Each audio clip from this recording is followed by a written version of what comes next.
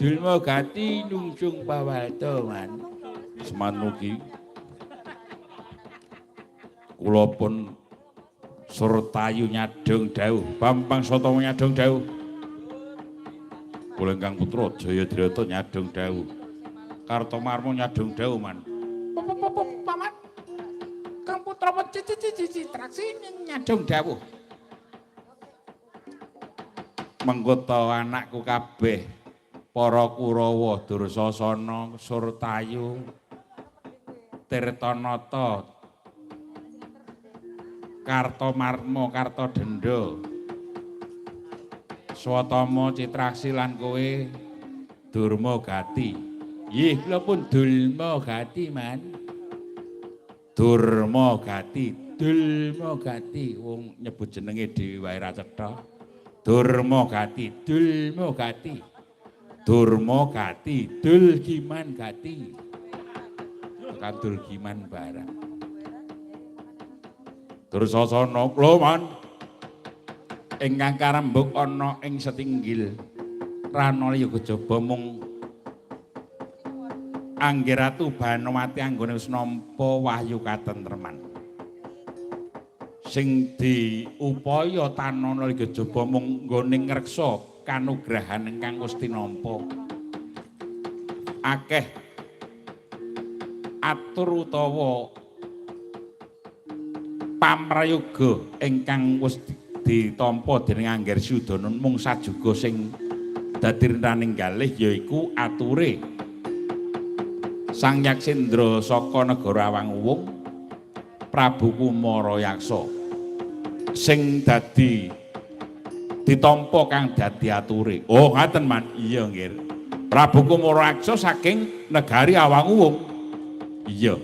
Najan iku kadang anyar tegese nembe wae winengku kadang ning sing bisa wicaksana lan dipercaya dening Angger Prabu Sudana. Wah nggih.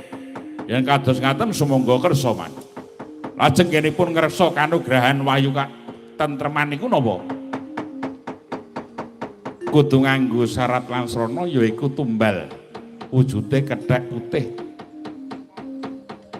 Dinggo gawe tumbal dipercaya banjur dipendhem ana ing madyaning alun-alun. Wah, Hanuman iku man. Iya. Kethek putih iki ya Hanuman. Lha. Lah kok tumbale nganggo kethak putih. Kethek putih kok kethak putih kowe iki. Nek kur kethak putih goleke gampang, nek kethek putih nyekel wae durung karuan. Lah nggih monggo mawon man. Aja semelang. Yen to para Kurawa ora kuwawa nyekel kethek putih mengko karben Angger Prabu Kumarayaksa dhewe sing tumandang gawe nyekel Anoman. Lah rak ngaten. Kula niku namung matur sendika mawon. Benjang napa para Kurawa dipun bidhalaken dina iki uga mara gage budal tawat-tawati saka kadowen. Nggih, Man. Estuaken dawuh, Man.